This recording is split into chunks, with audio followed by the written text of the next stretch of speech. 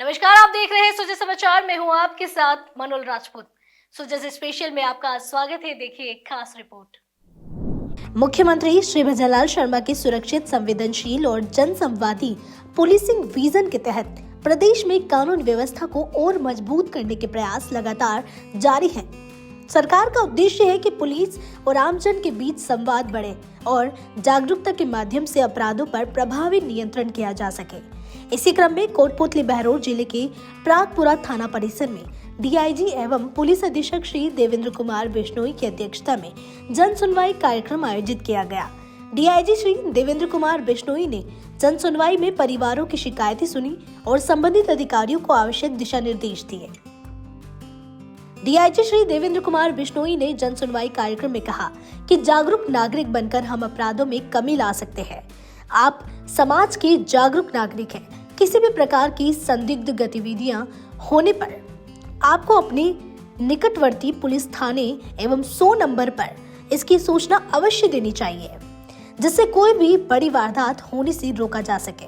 हमें अपने आवासीय एवं व्यावसायिक परिसर पर सीसीटीवी कैमरे अवश्य लगाकर रखना चाहिए और सभी सदस्यों के घर से बाहर जाने पर उसकी सूचना हमें निकटवर्ती थाने में अवश्य देनी चाहिए। जागरूकता से ही होने वाले अपराधों में कमी लाई जा सकती है। पुलिसकर्मी भी समाज का हिस्सा है। एक तो हमें सालाना जो है वार्षिक निरीक्षण करने पड़ते हैं, तो उस वार्षिक निरीक्षण के तहत आज प्रागपुरा थाने में आना हुआ।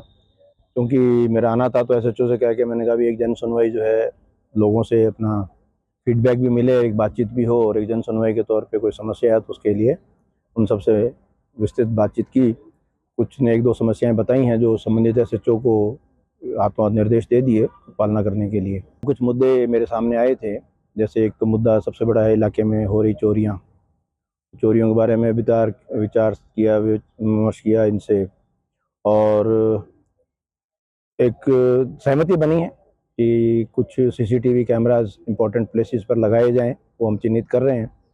और ग्राम रक्षक दल जो हैं, जो उसकी तर्ज पर गांव के युवा जो हैं वो मोटिवेटेड होकर एक पुलिस का सहयोग हाथ बढ़ाएं और जो गांव की जो एक व्यवस्था होती है, ठीक रिपेयर्स हम कहते हैं, किसी न किसी रूप में उसको हम जो है एक अमली जामा पहनाएं, ताकि गांव में आसपास के इलाके में जो भी चोरियां हो रही हैं और जो रात की जो हमारी नियमित गश्त है वो भी एक तरह से और नियमित होगी कि उनको हम चेक करके आएंगे और वहाँ हमारा जाना एक तरह से प्रूव होगा। तो ये कुछ बातें, इन बातों पे सहमति। फिर दुकानों में भी जैसे कुछ जगह चोरियां हुई हैं तो उनमें सीसीटीवी कैमरास और वैल्यूएबल जो भी है उसको जो है सुनसान जगह अपनी उस दुकान में या घर में नहीं छोड़ना।